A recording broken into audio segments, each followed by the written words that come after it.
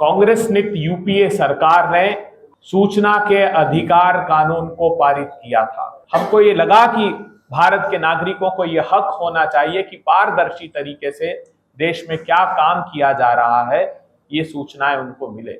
सूचना आयुक्तों और सूचना के अधिकार कानून को कमजोर करके केंद्रीय सूचना आयुक्त का कार्यालय मुख्य सूचना आयुक्त के बगैर 7 बार खाली रहा।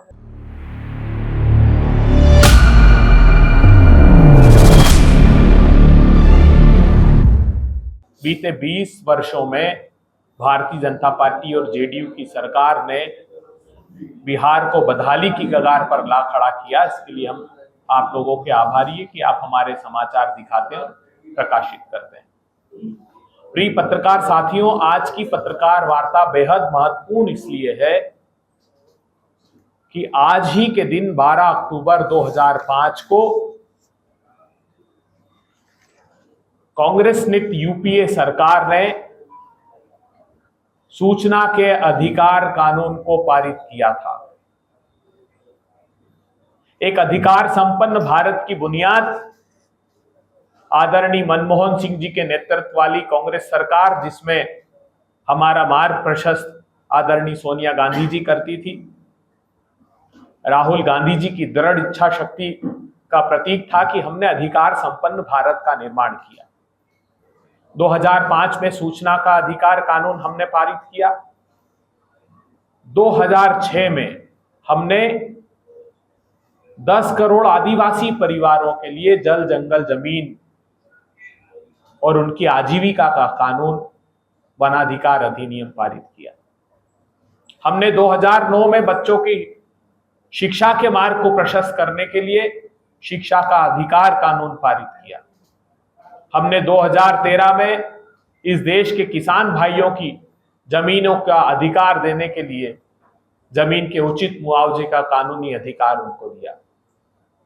हमने इस देश के 86 करोड़ लोगों को उनकी भोजन का अधिकार 2013 में पारित करके दिया। मगर बेहद दुर्भाग्यपूर्ण बात है कि हम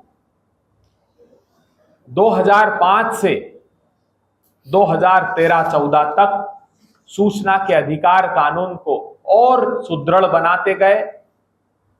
पारदर्शी प्रशासन के लिए हमको ये लगा कि भारत के नागरिकों को यह हक होना चाहिए कि पारदर्शी तरीके से देश में क्या काम किया जा रहा है, ये सूचनाएं उनको मिले।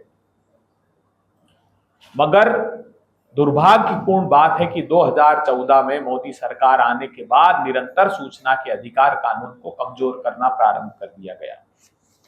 2019 में एक संशोधन इन्होंने किया जिसमें सूचना आयुक्तों और सूचना के अधिकार कानून को कमजोर करके वो अधिकार केंद्र की सरकार में निहित किया। अब केंद्र की सरकार जो अपने 5 वर्ष का कार्यकाल तय किया था, वो केंद्र की सरकार के पास वो अधिकार आ गए कि वो उनका कार्यकाल कितना सुनिश्चित करे, उनके जो अधिकार हैं वो केंद्र सरकार सुनिश्चित करने लगा।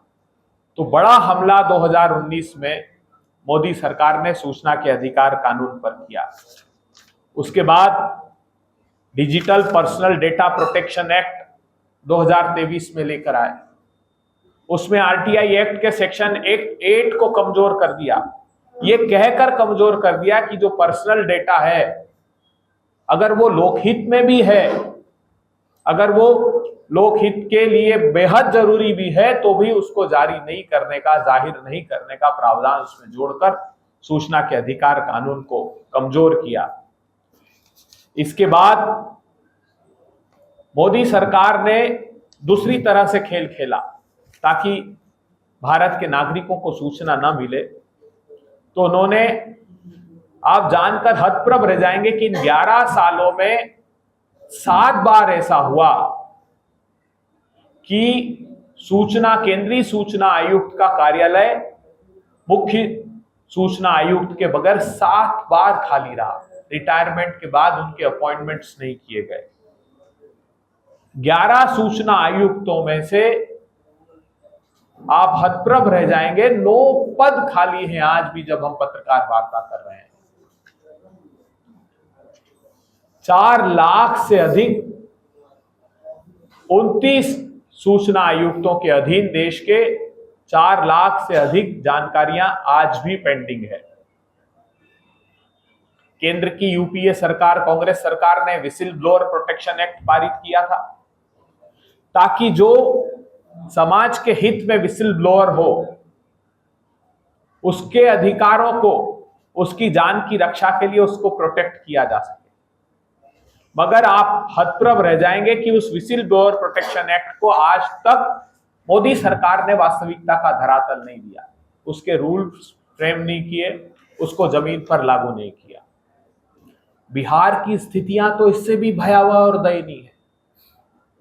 आप जानकर आश्चर्यचकित रह जाएंगे कि यहां पूरे सूचना आयुक्तों की नियुक्ति तो की ही नहीं गई है, मगर 2017-18 के बाद सूचना आयुक्तों ने सूचना के अधिकार कानून के तहत जो सेक्शन 25 में अनिवार्य है, अपनी वार्षिक रिपोर्ट देना ही बंद कर दिया।